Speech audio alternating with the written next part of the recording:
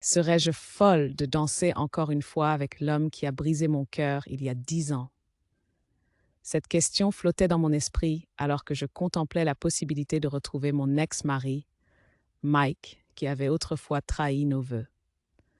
Après avoir cherché des conseils auprès d'inconnus sur Internet, j'ai décidé d'affronter mes émotions embrouillées. Les mots de Mike, j'ai attendu 10 ans, je peux attendre un peu plus longtemps, ont fait naître une lueur d'espoir dans mon cœur meurtri. Nos enfants étaient le reflet de nos erreurs passées.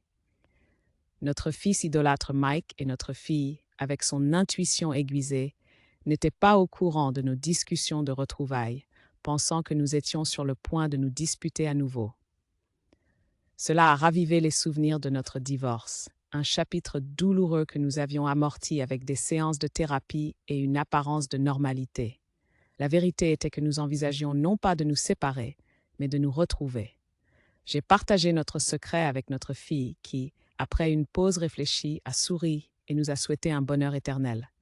Une vague de soulagement m'a envahi, mais le véritable défi restait à venir. Seuls avec Mike dans son espace, nous avons mis nos âmes à nu. Nous avons discuté de nos sentiments, de nos projets et surtout de la manière dont nous naviguerions à travers les tempêtes futures.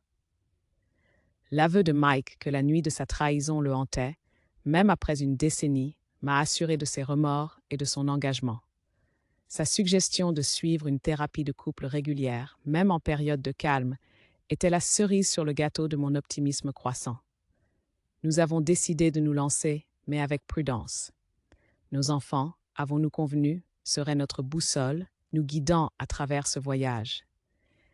Mike n'emménagerait pas immédiatement, mais il deviendrait progressivement une partie de notre quotidien. Nous avons partagé notre décision avec notre fils, qui était ravi à l'idée que ses parents soient ensemble.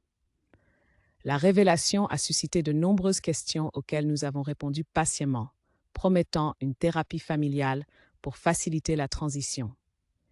Alors que je couche mon histoire sur le papier, le son du rire de Mike, se mêlant à celui de notre fils dans la pièce voisine, me remplit de joie.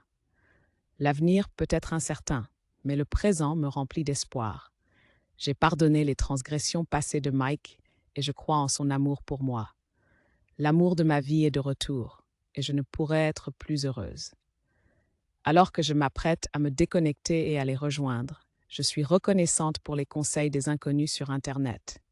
Ils ont été essentiels pour nous guider à travers ce voyage. Pour l'instant, il est temps pour moi d'entrer dans le prochain chapitre de ma vie. Voici à de nouveaux départs et à une seconde chance.